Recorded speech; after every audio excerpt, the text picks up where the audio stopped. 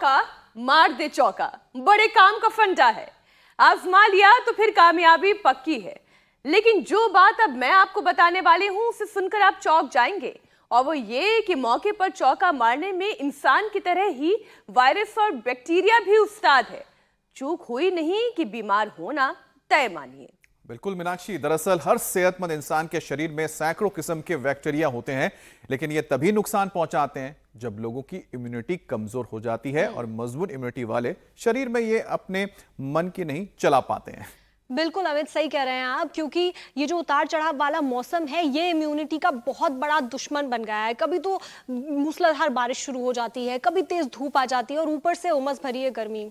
जगह जगह पानी जमने, कीचड़ और गंदगी बढ़ने से खाने पीने की चीजों के दूषित होने का खतरा भी काफी ज्यादा बढ़ जाता है। तभी तो इस वक्त फूड पॉइजनिंग के साथ ही यूरिन इन्फेक्शन के मामले बहुत तेजी से रजिस्टर हो रहे हैं, और इसी की वजह है किडनी की सेहत बिगड़ना भी। इसमें सबसे घातक साबित हो रहा है ई कोलाई नाम के जिद्दी बैक्टीरिया का इन्फेक्शन, जो इंटेस्टाइन के साथ ही यूरिनरी ट्रैक्ट को अपनी गिरफ्त में ले लेता है। इससे पेट में छोटे छोटे अल्सर बनने लगते हैं और ठंड के साथ ही बुखार आने लगता है। मतलब यह है कि छोटी सी इग्नोरेंस महंगी पड़ सकती है, खासकर मॉनसून में। इसलिए सावधानी रखिए और अपनी किडनी को बचा के चलिए। ठीक बात है। वैसे ही हाई बीपी और डायबिटीज की वजह से करीब 70% मरीज किडनी की सीरियस बीमारी के शिकार हैं। Uric acid, stone, high creatinine level अलग से लोगों के लिए एक प्रॉब्लम बन गया है। तो चलिए, सावधानी तो बरतते ही हैं, योग करते हैं, आयुर्वेदिक नुस्खे जानते हैं ताकि किडनी कभी बीमार ना हो। और ये होगा कैसे? योग गुरु स्वामी जी हमारे साथ जुड़ चुके हैं, रामदेव जी। स्वामी जी, बहुत बहुत स्वागत है आपका। प्रणाम स्वामी जी, प्रणाम। बहुत बहुत प्रणाम स्वागत स्वामी जी। बहुत बहुत प्रणाम आपको। और आज हम जुड़े हुए हैं योग की धरा से। गुरु गोरक्षनाथ जी योग के बहुत बड़े गुरु हुए हैं, उनको सब रिद्धियाँ सिद्धियाँ प्राप्त थी। और जो हम हठ योग, प्रदीपिका, घेरंड संहिता, योग के जितने भी हम आसन, मुद्राएं, प्राणायाम, बंध क्रियाएं हम सीखते हैं, जानते हैं, इनके प्रणेता गुरु गोरखनाथ जी हैं। तो आज हम गोरखपुर की धरती से सब बैक्टीरिया, वायरस, फंगस इनका सफाया करने वाले हैं। और इसके लिए कम से कम 1-2 मिनट की योगिक जॉगिंग, एक ये मीनाक्षी जी, पूजा जी, श्रुतिका जी, अमित जी के साथ साथ मेरे साथ भी यहाँ पर गोरखपुर के हमारे अभिषेक जी से लेकर के सारे योगी मेरे साथ साथ यहाँ योग कर रहे हैं। और एक तो ये, एक ये, हाँ, ये 2 अभ्यास तो कम से कम सबको ही करने हैं।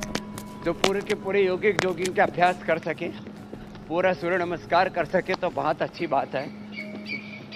हाँ, आज मौसम बड़ा अच्छा है, करो करो। हाँ अभिषेक, रुको मत, थको मत। हाँ, ये तो करना ही पड़ेगा। देखो, इसका कोई समझौता नहीं है।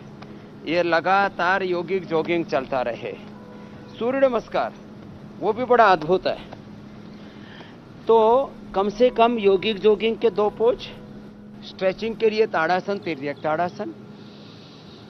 सुबह सुबह मौसम बड़ा सुहाना रहता है, यहाँ बादल छाए हुए, आसमान में ठंडी ठंडी हवाएं चल रही हैं, और सुबह सुबह की धूप भी बड़ी अच्छी होती है। नहीं तो 80% लोगों को विटामिन डी की डेफिशिएंसी होती है। विटामिन डी कम होने से भी हमारी इम्यूनिटी लो होती है, बैक्टीरिया, वायरस, फंगस का हमला हम पर जल्दी होता है। तो सुबह सुबह धूप में बैठा करें, धूप में योग किया करें। जैसे हम यहाँ खुले आसमान के नीचे धूप में योग कर रहे हैं, ऐसे तो विटामिन डी की डेफिशिएंसी नहीं होगी। Vitamin D, B12, calcium, iron आदि की डेफिशिएंसी नहीं होगी यदि आप थोड़ा अंकुरित खाते रहेंगे, मिलेट्स का सेवन करते रहेंगे। प्रकृति के साथ जितने जुड़े रहेंगे उतना ही आप विकृतियों से बचे रहेंगे। और आज यहाँ पर भी हमारे चंद्र प्रकाश जी हैं, चंदू भाई बोलते हैं उनको प्यार से। यहाँ इन्होंने भी अच्छी प्रकृति बसाई हुई है। घर के चारों तरफ पेड़ पौधे खूब लगाए हुए हैं। हम जहाँ भी रहें वहाँ पेड़ पौधे लगाएं। हमने तो ये अभियान ही शुरू कर रखा है। ताड़ासन, तिर्यक ताड़ासन, त्रिकोणासन, कोणासन, ऐसे ऐसे और फिर ऐसे भी, क्रॉस करके भी। हाँ करो बच्चों, कुछ तो पूरा कर लेते हैं। अब ऐसे क्रॉस करके, ऐसे कर, ऐसे। वरुणेंद्र तू उल्टा पुल्टा कर रहा है, एक हाथ ऐसे देख, यूं, फिर यूं, ऐसे, ये तो जो है ऐसे। या हमारे बालक वरुणेंद्र, राजेश, अभिषेक, मैंने इनको भी पकड़ लिया। मैंने कहा चलो तुमने बहुत मटरगस्ती कर लिया, अभी वो कर लो थोड़ा। स्वामी जी देखिए, बहुत सारे लोग उल्टा पुल्टा जीवन जीते हैं, उनका उल्टे पुल्टे जीवन को ही सीधा करना है। और कोरोना के बाद से तो पूरी दुनिया वायरल इन्फेक्शन, बैक्टीरियल इन्फेक्शन से बड़ी डरी हुई है। उसके बचाव के तमाम उपाय आजमाती है, लेकिन फिर भी शरीर के अंदर ही मौजूद बैक्टीरिया और वायरस घात लगाकर इंतजार में रहते हैं कि कब इम्यूनिटी कमजोर हो और वो शरीर पर हमला कर दे। और ये हमला तो अंदर से हो रहा है स्वामी जी। तो ये जो स्ट्रेचिंग करते हैं हम, रेसिस्टेंस वाले योग करते हैं, इससे शरीर कैसे मजबूत होता है और कैसे इम्यूनिटी भी स्ट्रांग होती है? योगाभ्यास के साथ साथ स्वामी जी ये भी समझाएं। अब देखो, जहाँ गति है वहाँ शक्ति है। बिना गति के जहाँ गति नहीं होती है वहाँ इन्फ्लेमेशन पैदा हो जाता है, वहाँ ऊर्जा अवरुद्ध हो जाती है। अब लंबा श्वास लिया तो 2400 किलोमीटर लंबा जो हमारा रेस्पिरेटरी ट्रैक है वहाँ तक श्वास जाएगा ना, इसलिए हम रोज कहते हैं लंबा श्वास लो। पीछे गए तो श्वास अंदर, आगे निकले तो बाहर। अब यदि सूर्य नमस्कार करते हैं उसमें तो पूरा का पूरा ही हो जाता है। पीछे गए तो अंदर, आगे गए तो बाहर, एक रिदम के साथ ही हो जाता है। ऐसे कोशिश करें, हाँ, धीरे धीरे। अब कोशिश तो कर ही रहे हैं लोग और धीरे धीरे हो भी रहा है। तो कैसे ये सब होता है, जरा 1 मिनट में पूरा कर देता हूँ। 2400 किलोमीटर लंबा हमारा रेस्पिरेटरी ट्रैक, 1 लाख किलोमीटर लंबा हमारा सर्कुलेटरी ट्रैक, 72,72,10,201 नाड़ियां हमारी, अष्टचक्र, नवद्वार, 37 ट्रिलियन हमारे सेल्स, उन तक शुद्ध ऑक्सीजन पहुंचता है। उससे उनका एपोप्टोसिस, ऑटोफेजी, माइटोफेजी और उनका पूरा मेटाबॉलिज्म, वात पित्त कफ त्रिदोषों का पूरा संतुलन और पूरी ऊर्जा का नियमन हो जाता है।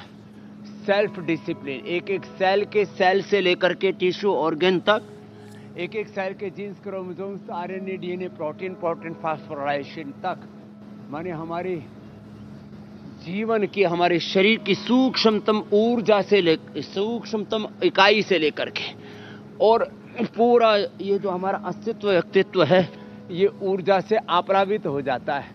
ये विज्ञान है योग का। इसलिए योगी ये सूर्य नमस्कार, और जो इतना भी न कर पाए तो कम से कम 2 अभ्यास तो हमने सभी से करवा दिए। एक तो ये, चलो लुढ़क पुढ़क रहे, हाँ अभी रोज करना, दंड बैठक लगाओ। चल अभिषेक, अभी तो जवान है। मैंने कहा देखो ये मेरे से आधी उम्र का है और इसकी फ्लेक्सिबिलिटी अभी से आधी हो गई है। ऐसे ऐसे, ये एक अभ्यास। और दूसरा है, लेकिन अब बढ़ानी है फ्लेक्सिबिलिटी, दूसरा अभ्यास ये है कि हम उल्टे लेट जाएं और ऐसे करें, या तो भुजंगासन, या तो कर सके तो ऐसे कर लें। ये ऐसे ऐसे ऐसे। अब किसी ने ऐसे कर लिया तो देखो, सामान्य चलना फिरना, सामान्य वॉकिंग, सामान्य जॉगिंग, सामान्य एक्सरसाइज, या मैं तो कहता हूँ जिम करना या कुछ अलग अलग गेम्स खेलना, उससे एक तरह की फिजिकल एक्टिविटी होती है और उससे कुछ विशेष प्रकार के हमारे अंग प्रत्यंग ठीक होते हैं। योग में पूरा इंटीग्रेशन है, इसमें एक्सरसाइज भी, आसन भी है, प्राणायाम भी है, ध्यान भी है, मुद्राएं हैं, बंध है, और इसमें अपनी संपूर्ण ऊर्जा का संतुलन है, संयमन है, जागरण है। 100 बार ऐसे करवा देते हैं, ऐसे, और दोनों हाथ ठोड़ी के नीचे रख के देखो, ऐसे ऐसे, ऊपर उठो, नीचे आओ, फिर ऊपर उठो, फिर नीचे आओ, दोनों पैर पीछे पास में, ऐसे 100 बार करना अभिषेक। हाँ, कितनी बार? रोज 10-10 बढ़ाना। हाँ, 100 बार का नाम सुन के कुछ तो ढह जाते हैं, बोलो इतना तो हार्ड चैलेंज हमसे ना होगा। अरे 10 बार से तो शुरू करो। तो आपने जो पूछा कि इम्यूनिटी कैसे बढ़ती है जी। तो इम्यूनिटी यह मात्र एक शब्द नहीं है, एक इसके पीछे पूरा जीवन विज्ञान है, इसके पीछे पूरा ऊर्जा विज्ञान है। तो ये पूरा ऊर्जा का संतुलन, ऊर्जा का जागरण और उसका सही प्रकार से शरीर में जब नियोजन करेंगे, जीवन में नियोजन करेंगे, भुजंगासन ऐसे। अब स्वामी जी आपने इम्यूनिटी का बीच में जिक्र जो थक जाए किया, तो ऐसे 10-10 अब बार इम्यूनिटी करके। कम हो जाए तो क्या क्या हो सकता है, जी क्या मेरे खतरा भाई। बढ़ सकता है, उसका एक उदाहरण भी मैं आपको देता हूं और दर्शकों के सामने भी रखता हूं स्वामी जी। ई कोलाई नाम का एक बेहद ही जिद्दी बैक्टीरिया हर इंसान के यूरिनरी ट्रैक्ट में मौजूद रहता है, जो शरीर के कमजोर होते ही हमला कर देता है। अब इसके इन्फेक्शन से यूरिन में जलन, दर्द, हाथों में छोटे छोटे अल्सर की परेशानी भी शुरू हो जाती है। स्वामी जी योग अभ्यास के साथ साथ इससे निपटने के भी उपाय आप लोगों को बताएं, क्योंकि मौजूद तो ये रहता है लेकिन तभी सिर उठाता है जब आपका शरीर अंदर से कमजोर हो जाता है। स्वामी जी एक्चुअली मेरे इसका भाई, नाम होना अमित जी चाहिए एक था बड़ा तत्व में- EQI।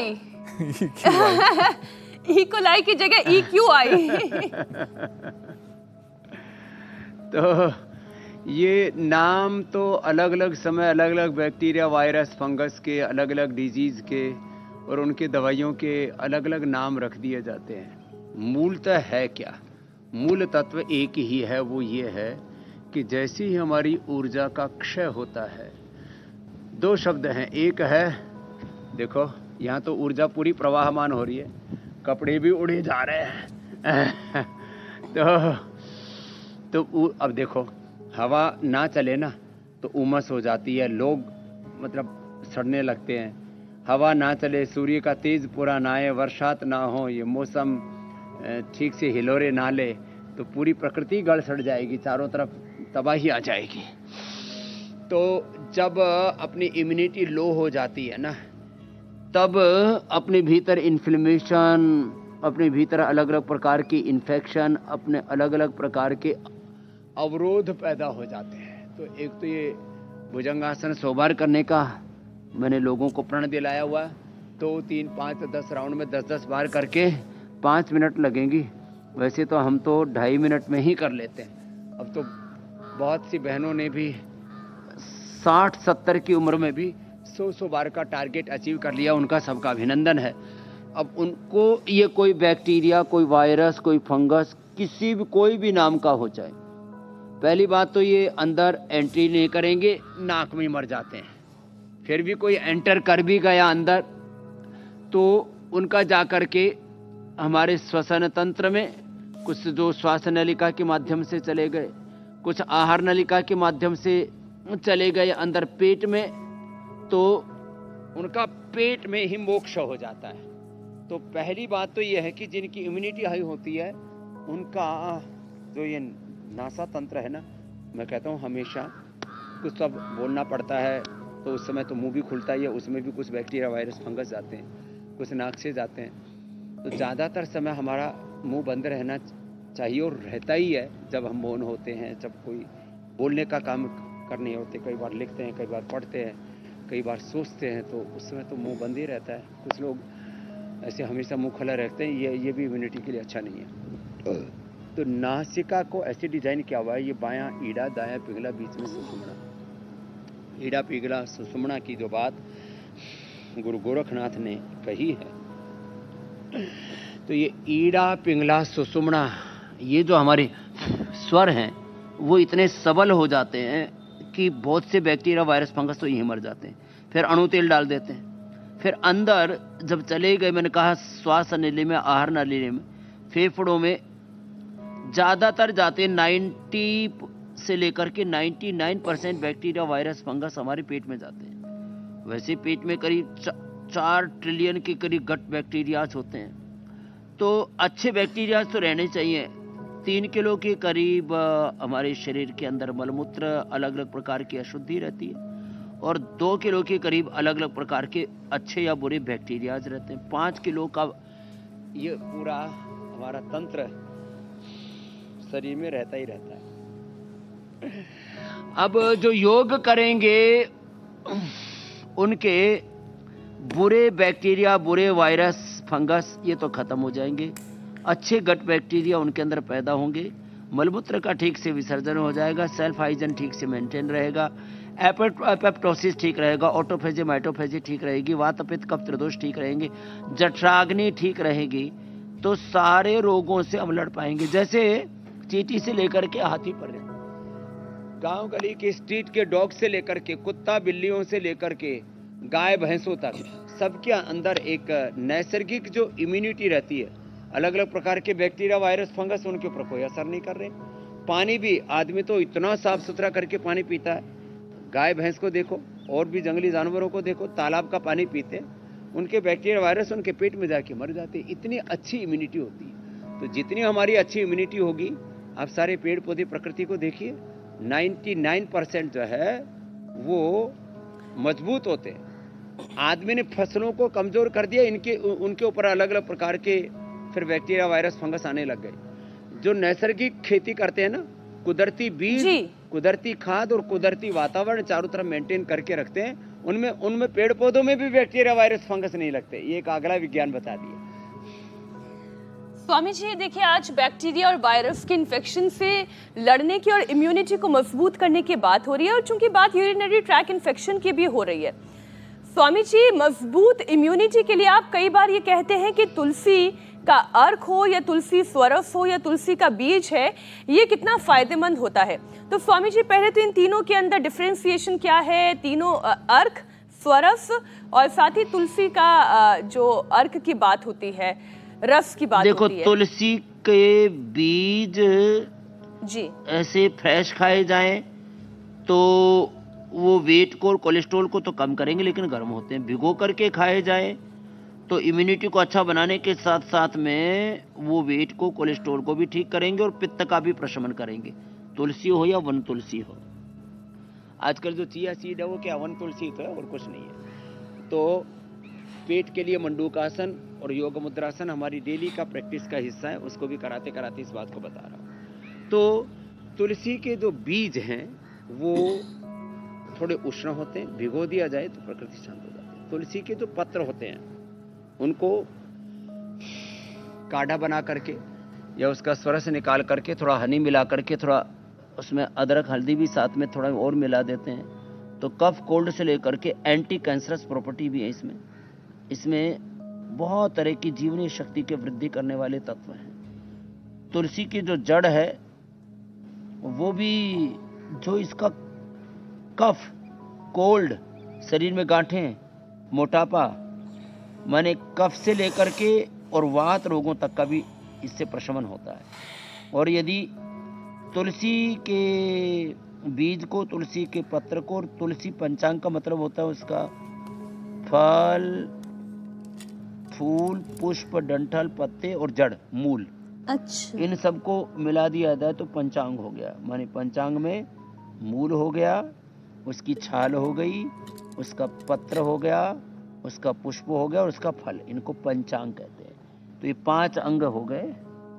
पंचांग जो है वो भी उपयोगी है, और इसका विशेष रूप से कफ रोगों में इसका तुलसी का पत्र, और ये कैंसर रोग में हम लौकी के जूस में तुलसी पत्र 11 से 21 मिला करके, खास करके पीएसए प्रोस्टेट कैंसर में, यूट्रस के कैंसर में, पेट के कैंसर में दही के साथ और प्रोस्टेट के कैंसर में लौकी के जूस के साथ, इसको अनुपान कहते हैं। अनुपान का बड़ा मतलब है। तो अनुपान, तुलसी का अनुपान, पेट में कैंसर है तो दही में, और यदि कैंसर जो है प्रोस्टेट में है तो लौकी में।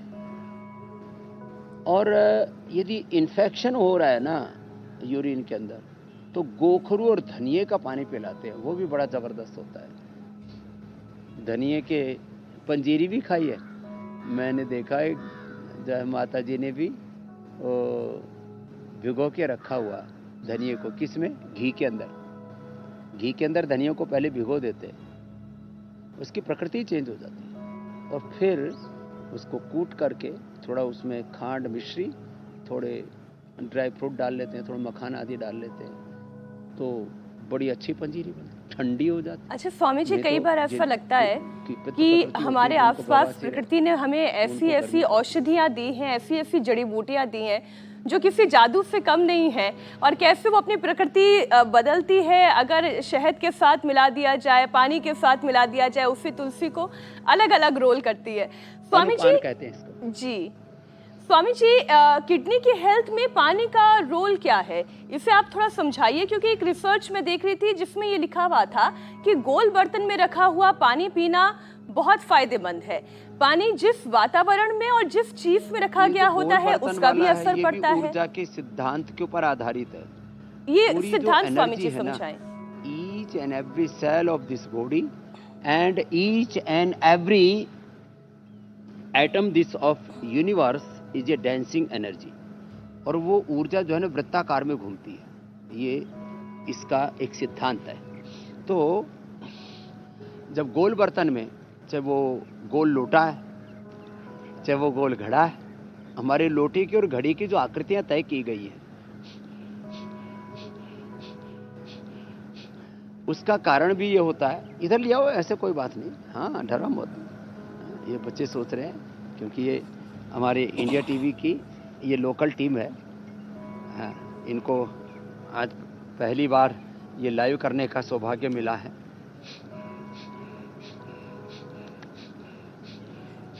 नहीं स्वामी जी, एक छोटी सी ऐसे वृत्ताकार में घूमती है। मैं एक छोटी सी बात और स्वामी जी पूछ लूं, जैसे आपने कहा कि एनर्जी जो है, एनर्जी डांसिंग एनर्जी, वो लगातार जो है वो एनर्जी सर्कुलेट होती है और गोलाकार दिशा में घूमती है, इसका मतलब तो ये है घूमती है। जी, वृत्ताकार में। स्वामी जी, लेकिन जो पानी जैसे मान लीजिए पाइप में है और पाइप मुड़ा हुआ है, वो जगह जगह से गुजरता है, तो इस दौरान क्या जो एनर्जी जनरेट होती है वो टेंशन को भी एब्जॉर्ब करती है? थोड़ा सा बड़ा टिपिकल सा सवाल है, लेकिन मन में ऐसे आने लगा कि पानी की पाइप तो कहाँ से घूम कर आती है। तो देखो, ये जो आप जो आरओ का वाटर लेते हो ना जी, वो उसमें ऐसे ऐसे नली नीली घूम घूम के जाती है, और फिर उसमें से उसके बहुत अच्छे पोषक तत्व भी, एक बात तो मैं पक्का कहता हूँ, इसमें तो अब ये इसके पूरे साइंटिफिक एविडेंस जुटाने में और वक्त लगेगा कि जब ऐसे नलियों में से पानी घूम घूम करके आता है तो उसकी कितनी ऊर्जा का क्षय हुआ, इसके अभी तो पैरामीटर्स बन गए हैं। क्योंकि एक सेल के अंदर 1 लाख से लेकर के 4-5 लाख एक्टिविटी एक क्षण में होती हैं, चाहे वो पानी का सेल है, चाहे वो धूल का कण है, चाहे बॉडी का सेल है, कोई भी है, तो उसका एक ऊर्जा का ना एक बहुत बड़ा विज्ञान है। उसको विस्तार से तो बाद में कहेंगे, ऊर्जा का क्षय तो उसमें ज़रूर होता है। तो मैंने कहा चाहे लोटे की आकृति, चाहे घड़े की आकृति है, जो हमारे यहाँ कुंभ है, हमारे यहाँ तो हर पूजा के अंदर कुंभ, और कुंभ के ऊपर भी फिर जो है ये पत्ते रखते हैं, और उसमें ज़्यादातर आम के पत्ते रखते हैं, और फिर ऊपर से नारियल भी रखते हैं, वो भी वृत्ताकार का होता है। नारियल को भी भगवान ने वृत्ताकार का ही बना हुआ, उसकी भी जो एनर्जी है वो बहुत ज़्यादा होती है। तो ये एक पॉजिटिव एनर्जी है, सूक्ष्मतम स्तर पर इसका बहुत गहरा असर होता है। और इसलिए कोशिश कीजिए कि आपके घर में चांदी का लोटा, सोने का लोटा या मिट्टी का घड़ा वो वृत्ताकार का हो। सुराही आदि सब घड़े आदि उसी आकार के बनते हैं, तो ज़्यादा अच्छे। आजकल जो बोतलें आ गई हैं ये सीधी सीधी आ गई हैं, अब उससे थोड़ा ऊर्जा का क्षय तो होगा, लेकिन जो भी हो कम से कम साफ सुथरा रख ही लेना। तो ये गोल वाली जो बात है इसका बड़ा महत्व है, तो इसलिए जो है लोटा का महत्व कभी नकारा नहीं जा सकता। ये तो आज इसके बारे में हमने बता दिया। अब लोटे के साथ थोड़ा छोटा भी घुमाते हैं। तो बाकी किडनी के लिए करीब 2-2.5 लीटर स्वस्थ व्यक्ति के लिए डिहाइड्रेशन, जितना पानी कम मिलेगा तो फिर क्या है, पानी कम मिलेगा तो जो ऊर्जा एक एक सेल में मिलकर एक क्षण में 1 लाख से लेकर 5 लाख एक्टिविटी होती है, और योगी के शरीर में तो वो एक्टिविटी 5-10 लाख से पहुंच करके 1 करोड़ तक पहुंच जाती है। उसको मैंने श्रीमद् भगवद गीता के श्लोक से कई बार कहा, दिवि सूर्य शास्त्र से भवेत युगपदुत्थिता यदि वहाँ सदृशी सा सात भासस्तस्य महात्मना। हाँ, तो जो है जब आपके शरीर में एक तो योग से और बाकी एक्टिविटी से ऊर्जा पैदा हो रही, अब उसको यदि पानी नहीं मिला तो वो ऊर्जा आपको भस्म कर देगी, आपकी किडनी के सेल्स को मारना शुरू कर देगी, बॉडी के सेल्स को मारना शुरू कर देगी। पहले किडनी के, फिर लीवर के, फिर आंतों के, फिर स्किन के, और फिर आँखों के, फिर नर्वस सिस्टम के, फिर ब्रेन सेल्स के ऊपर भी उसका बुरा असर होने लगता है। किडनी के लिए पवन मुक्त आसन, लेट करके बैठ के मंडूकासन बहुत ही जरूरी है, इसलिए आसन करते रहें। और स्वामी जी आपने किडनी का जिक्र किया है, 2-2.5 लीटर से पानी, जिनको किडनी की प्रॉब्लम हो जाती है उनको फिर 1-1.5 लीटर कर देते हैं। और एक बात याद रखना, मीठा और नमक उनको कम कर देते हैं, नहीं क्योंकि नमक और मीठा ना ये पानी का एब्जॉर्प्शन बढ़ाते हैं। फिजिकल एक्टिविटी, नमक और जो है मीठा, खास करके चीनी, तो इनसे भी थोड़ा बचना पड़ेगा। तो स्वस्थ व्यक्ति के लिए 2-2.5-3 लीटर और किडनी के रोगी के लिए 1 से 1.5 लीटर पानी बहुत ही जरूरी है जी। अब स्वामी जी, तो डैमेज होगी किडनी। जो यूरिन इन्फेक्शन की जो हम बात कर रहे थे, अगर आपको इन्फेक्शन होता है तो वक्त रहते उसको कंट्रोल ना किया जाए तो उसका असर किडनी पर पड़ता है। और देश में स्वामी जी वैसे ही जो क्रॉनिक किडनी के जो मरीज हैं उनकी संख्या भी कम नहीं है, काफ़ी तादाद में लोग हैं।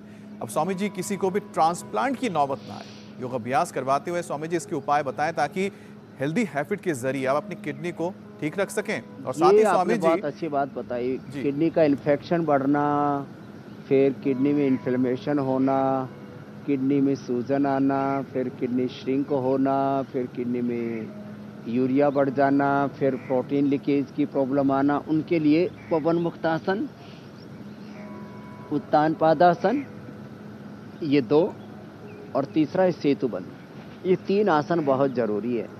अब ये कपालभाति के साथ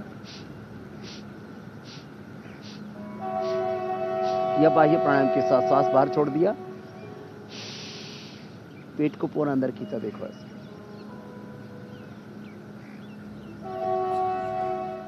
स्वामी जी आपने यूरिक एसिड का जिक्र किया है तो उसके साथ में एक और विषय जोड़ी देता हूं, आप साथ में बता दीजिएगा, क्योंकि यूरिक एसिड का जो बढ़ना है पहले 60 साल के बाद ही इसे बीमारी माना जाता था, लेकिन अब तो 30 साल के जो उम्र के लोग हैं वो भी यूरिक एसिड के जरिए, मतलब उसकी वजह से वो ग्रस्त हो रहे हैं और बीमार हो रहे हैं। ऐसा क्या करेंगे स्वामी जी शरीर में ये जो यूरिक एसिड है ये भी बैलेंस में रहे, संतुलन बना के रहे? चलो भाई, एक तो फोन कट करके दोबारा लगा लो भाई, तुम्हारी खटर पटर हो रही है। मैं तब तक इसका एक समाधान बताता हूँ। पीसीआर वाले भी उधर से भी ध्यान देंगे और इधर से आप एक बार कट करके दोबारा लगा लो। फोन एक बार कट कर दो क्योंकि इसमें ये आवाज ठीक से नहीं सुनाई दे रही थी हमारे अमित जी की, तो मैं जो है एक बात बता देता हूँ। यूरिक एसिड बढ़ी हुई है तो गोखरू के पानी से, पीएच से बढ़ा तो मैंने अभी बताया था लौकी का जूस, तुलसी और काली मिर्च के साथ, और गिलोय गोखरू आंवला, गिलोय गोखरू आंवला, उसमें नीम पीपल के पत्तों का रस, इससे प्रोटीन लीकेज साथ में रिनोग्रेड देते 100% खत्म हो जाता है। यूरिक एसिड के लिए गोखरू, चंद्रप्रभा और गोक्षरादि गुग्गल 100% उसका सॉल्यूशन है। और यूरिया तो रिनोग्रिड से और नीम और पीपल के पत्तों के रस से दूर हो जाता है। तो अब आवाज ठीक हो गई, बीच में गड़बड़ हो गई थी साउंड जी समझ।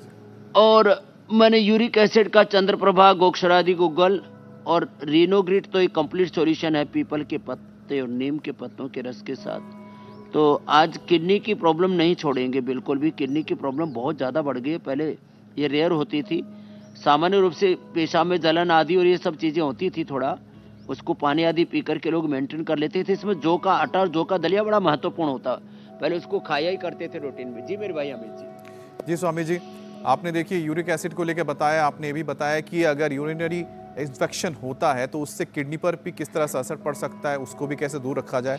स्वामी जी एक और विषय लेते हैं इसमें, किडनी को लेकर हम जब बात ही कर रहे हैं तो एक और समस्या है क्रिएटिनिन लेवल का बढ़ जाना। अब स्वामी जी थायराइड की वजह से क्रिएटिनिन तेजी से बढ़ जाता है, अब इसके स्वामी जी उपाय बताइए ताकि थायराइड भी कंट्रोल में रहे और जो क्रिएटिनिन लेवल है वो भी संतुलन बनाकर ही रहे। क्रिएटिनिन, एक तो आवाज बहुत अच्छी हो गई, थैंक यू हमारे फोन को जो डील कर रहे हैं और पीसीआर वाले। जी तो ये जो क्रिएटिनिन है ना जी। ये बड़ा खतरनाक है। ये कैसे बढ़ता है? जो सिंथेटिक दवाइयाँ खा रहे उससे बढ़ रहा है। ये बढ़ रहा है थायराइड के कारण से, ये बढ़ रहा है जिनको सर्दी जुकाम कफ कोल्ड बार बार होता है, जिनकी इम्यूनिटी लो होती है उसके कारण से। अभी एक बेटी आरती मेरे पास में आई, बड़ी अच्छी योगिनी, बोले जी मेरे को अचानक डेंगू हुआ और डेंगू के बाद क्रिएटिनिन बढ़ गया। डेंगू, चिकनगुनिया, स्वाइन फ्लू, कोई भी बैक्टीरियल वायरल फंगल इन्फेक्शन होते हैं ना, वो भी अंदर से आपकी किडनी के जो नेफ्रॉन्स है ना, ब्रेन के न्यूरॉन्स, किडनी के नेफ्रॉन्स, लंग के अल्वोलाइज बड़े ही मजबूत भी होते हैं और बड़े संवेदनशील, बड़े नाजुक भी होते हैं। इनके ऊपर असर बहुत जल्दी होता है। जैसे कोई भी धूल धक्कड़ बैक्टीरिया वायरल फंगस है ना, लंग के अल्वोलाइज, कोई भी खराब विचार अंदर आ जाए ना, तो बोले बात सुनते आदमी एक ही रिएक्ट करता है, तूने मेरा दिमाग खराब कर दिया। ब्रेन के न्यूरॉन्स, लंग के अल्वोलाइज और किडनी के नेफ्रॉन्स पर बहुत जल्दी असर होता है नेगेटिव एनर्जी का, बुरी चीज़ों का, बैक्टीरिया, वायरस, फंगस का। तो बैक्टीरियल वायरल फंगल इन्फेक्शन से बचें, बार बार सर्दी जुकाम कफ कोल्ड इन्फेक्शन से बचें, सिंथेटिक दवाओं से बचें। खास करके जितने भी स्टेरॉइड एंटीबायोटिक्स लेते हैं उनका असर हमारी किडनी पर बहुत ज़्यादा होता है। ये पॉइंट दबाते रहे। देखो ये अब गोमुखासन पूरा भी ना हो ना, ऐसे कोशिश तो करें, कुछ तो कोशिश कर रहे हैं। पकड़ में आया तेरा अभिषेक? हाँ पंडित जी देख ले। तो देखो ऐसे ये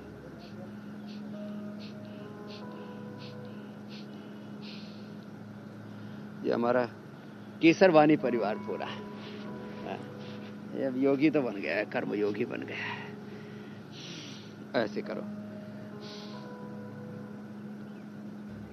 स्वामी जी, लेकिन किडनी की सबसे बड़ी दुश्मन डायबिटीज अगर किसी को हो गई है तब तो उसकी किडनी की रक्षा करना और ज़्यादा ज़रूरी हो जाता है, क्योंकि रिपोर्ट के मुताबिक डायबिटीज़ के 70% रोगियों में किडनी की कोई ना कोई दिक्कत तो पाई ही जाती है। तो डायबिटीज़ से मुक्ति कैसे पाई जाए? वैसे भी भारत तो डायबिटीज़ कैपिटल कहा जाता है। एकदम ठीक कहा। ये जो बाकी बैक्टीरिया, वायरस, फंगस और एलोपैथी की स्ट्रॉन्ग दवाइयाँ, स्टीरॉइड और एंटीबायोटिक्स, ये तो किडनी के दुश्मन हैं। ये बीमारियों में शुगर और बीपी, ये भी किडनी की दुश्मन है। इससे क्रिएटिनिन लेवल एकदम बढ़ता है। उसके लिए मंडूकासन, उसके लिए वक्रासन जो अभी हम कर रहे हैं, ऐसे सीधे बैठ करके ऐसे एक पैर मोड़ा, पैर मोड़ करके अपोजिट हाथ को ऐसे डाला, ऐसे क्रॉस करके ऐसे पकड़ा और ऐसे घूम गए, इधर से भी इधर से भी। और पवन मुक्तासन और मंडूकासन तो बहुत ही जबरदस्त है। बैठ करके मंडूकासन और लेट करके पवन मुक्तासन।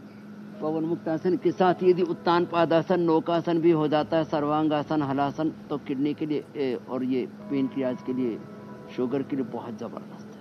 खाली पेट मधुनाशिनी खाने के बाद मधुग्रिट और अनुपान की जो हम बात कर रहे थे, जैसे किडनी के लिए क्रिएटिनिन लेवल बढ़ा हुआ हो, किडनी श्रिंक हो गई हो ना, किडनी में सूजन आ गई हो और किडनी में सिस्ट हो, उन सब में रिनोग्रिट और नीम का और पीपल के पत्तों का रस, गोखरू का पानी और जौ का आटा, जौ का दलिया, लौकी की सब्जी, ये हम प्रयोग कराते हैं। और कितना ही बढ़ा हुआ हो, मैंने 8 से लेकर के 18 तक बढ़े हुए क्रिएटिनिन लेवल को रिवर्स किया है। शुगर के लिए अनुपान में मधुनाशिनी मधुग्रिट के साथ खीरा, करेला, टमाटर का जूस, और उसमें मेथी का पानी और अंकुरित मेथी और आंवला, एलोवेरा, गिलोय, सदाबहार, चिराता, कुटकी, गुड़गुमार, विजयसार। पवन मुक्तासन, उत्तान पादासन थोड़ा लंबा करना पड़ता है। ये नौकासन भी हो जाए तो फिर तो बात ही क्या है, और ज़्यादा अच्छा होगा। ऐसे 1-2 मिनट ठहरना पड़ेगा। अब लोगों में इतना बैलेंस ही नहीं कि ठहर पाए, ये बड़ा मुश्किल होता है। कोशिश तो करने में लगे हुए हमारे बच्चे, लेकिन जम नहीं रही बात। हाँ कोशिश तो की बस। अभिषेक ने तो पहले हार मान ली कि बाबा जी ये हमसे ना होगा, तो भैया लगे रहो, कभी ना कभी तो सफलता मिलेगी ऐसे। और फिर ये देखो, ये भी पेनक्रियाज के लिए भी बड़ा अच्छा है, ये पेट के लिए भी बड़ा अच्छा है, ऐसे ये बड़ा अच्छा है, ऐसे हलासन। अब इतना ना हो तो कम से कम मंडूक आसन, पवन मुक्त आसन ही कर लेते हैं। खाली पेट मधुनासिनी खाने के बाद मधुगिरट और खीरा, करेला, टमाटर का जूस मैंने बताया। और ये खीरा, करेला, टमाटर तो सबको सहज उपलब्ध है। आंवला, एलोवेरा, गिलोय, सदाबहार, चिरायता, कुटकी, गुड़मार, विजयसार और मेथी का पानी है, अंकुरित मेथी, इतना ही देते हैं। और हम टाइप 1, टाइप 2, टाइप 3 डायबिटीज और डायबिटीज के कॉम्प्लिकेशंस सब ठीक करते हैं। और ये पॉइंट दबाते हैं किडनी के लिए, और ये पॉइंट दबाते हैं पेनक्रियाज के लिए।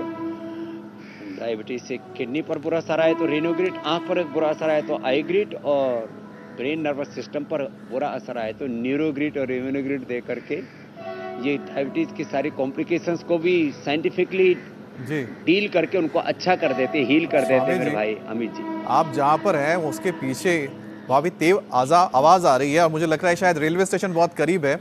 तो कई बार स्वामी जी जब तेज आवाज आती है तो नींद पूरी नहीं हो पाती है तो नींद टूट जाती है कई बार।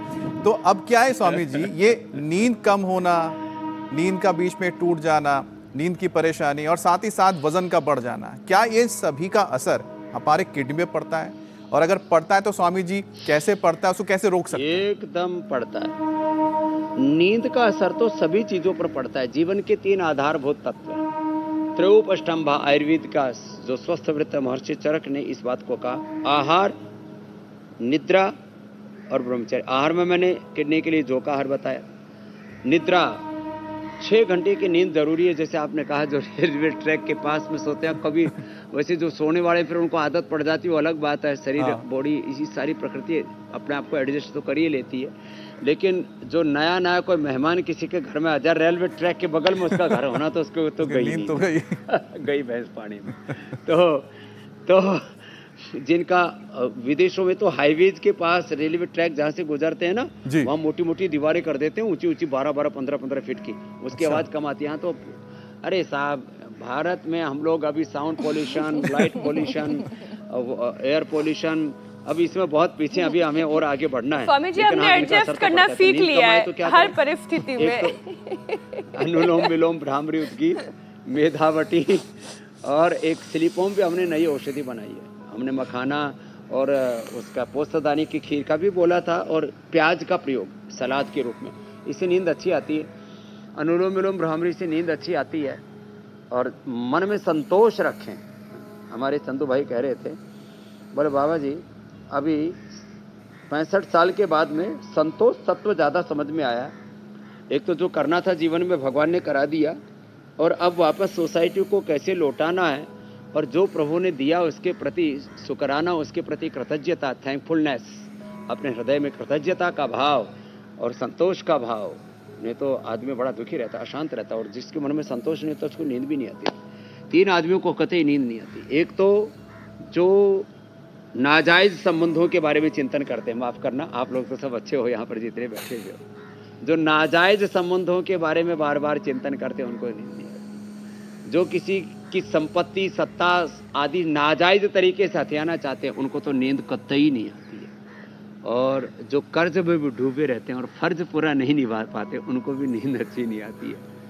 और इन सब के लिए एक अच्छा उपाय है, खूब जम करके एक्सरसाइज करो, शरीर थक जाएगा, और प्राणायाम करो, ध्यान करो, तो इससे इंद्रियां, मन भी शांत हो जाएंगे, नींद अच्छी आ जाएगी।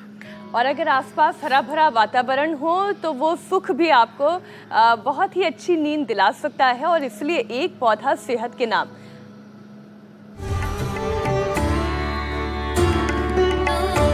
ये तो अभियान बहुत जबरदस्त है हमारा। स्वामी जी, आज आप कौन सा पौधा लगाने वाले हैं? आज हमने पौधा मंगा लिया पूरा, ये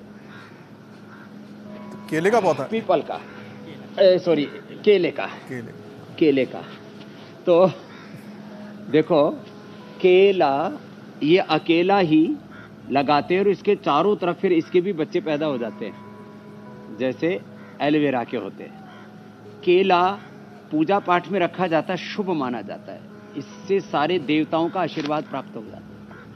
तो पूजा पाठ के समय क्यों भाई? पूजा पाठ में तो घर के दोनों दरवाजों के दोनों के क्या लगेगा?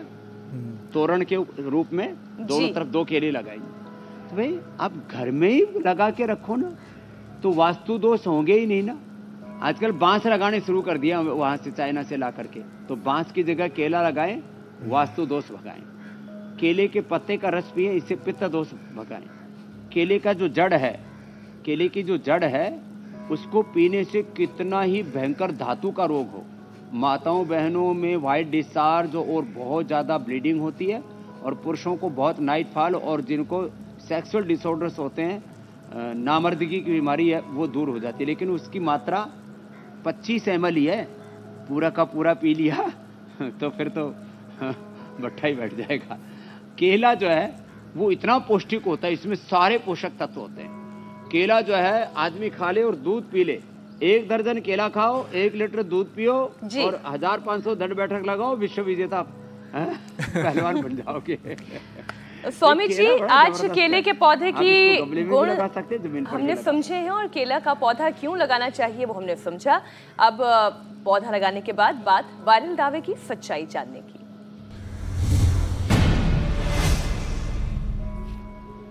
स्वामी जी, अब दावा ये किया जा रहा है सोशल मीडिया पर कि बहुत सारा पानी पीने से गुर्दे बहुत अच्छी तरह काम करते हैं, तो ये दावा सही है या गलत? अरे नहीं भाई, अति सर्वत्र वर्जयित 2-2.5 लीटर पानी स्वस्थ व्यक्ति के लिए, गर्मी का समय हो तो आप 3 से 4 लीटर, बहुत पानी निकल गया हो तो 4 लीटर भी पी सकते हैं। अब केले को सबसे ज़्यादा पानी लगता है, वैसे इसको ज़्यादा दिक्कत नहीं होती है, लेकिन आपने चने की फसल को ज़्यादा पानी दे दिया, बाजरे को ज़्यादा पानी दे दिया तो मर ही जाएगा।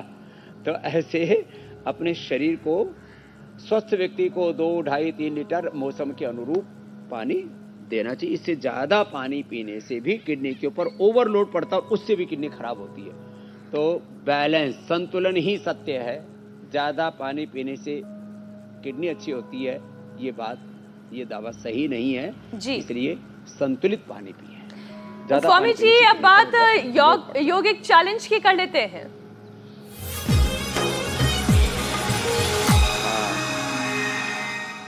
स्वामी जी, आपके योग चैलेंज को एक्सेप्ट करके बहुत सारे दर्शकों ने हमें बहुत सारे वीडियोस भेजे हैं। कोई अच्छे वीडियोस आपके सामने, राजस्थान, सूरत, पुणे, मेरठ, गुजरात, हर जगह से बच्चों ने, और क्योंकि कल कैपिंग थी कि 12 साल से कम उम्र होनी चाहिए, 12 साल की उम्र तक के ही ये वीडियोस हैं, हम आपके सामने रख रहे हैं। और बेस्ट वीडियो दिखा देते हैं स्वामी जी। बच्चों में तो जबरदस्त योग का क्रेज आ गया है। गुरुग्राम हरियाणा से भव्या गौतम, खड़ा हो गया, 11 वर्ष इनकी आयु है। तो भव्या गौतम के लिए एक बार जोरदार है। अब स्वामी जी, आज भी आप कौन सा योग चैलेंज देंगे? योग का चैलेंज आज इजी देते हैं। पद्मासन में बैठ करके देखो, एक तरीका तो है मुट्ठियों पर ऐसे वजन उठाते हैं, ऐसे ये भी उठा लेते हैं लोग, हथेलियों पर वजन उठाते हैं, ये भी उठा लेते हैं लोग। पद्मासन में बैठ के अंगुलियों पर वजन उठाना है, और हम चाहे वीडियो कट करके छोटा दिखाएं, आपको आधा मिनट कम से कम ये करना है, तो आप विजेता बनेंगे और आपको पुरस्कार और गिफ्ट हैम्पर भेजेंगे। तो पद्मासन में बैठ के उठ जाए, और ये पाचन तंत्र इतना अच्छा हो जाएगा, भूख कड़ाके के लगेगी, इम्यूनिटी ज़बरदस्त रहेगी, और जठराग्नि अच्छी, तो फिर तो अच्छा ही अच्छा। अंगुलियों के ऊपर ऐसे आधा मिनट तक करना है। तो जिन्हें भी ये योग चैलेंज एक्सेप्ट है, वो हमारे दिए गए नंबरों पर अपना वीडियो बनाकर भेजिए। 9350593505 नंबर फ्लैश हो रहे हैं। स्वामी जी, अब आपसे इजाजत लेने का वक्त आ गया है, कल फिर आपसे मुलाकात होगी। बहुत बहुत धन्यवाद। बोलो गुरु गोरखनाथ जी महाराज की जय। प्रणाम स्वामी जी।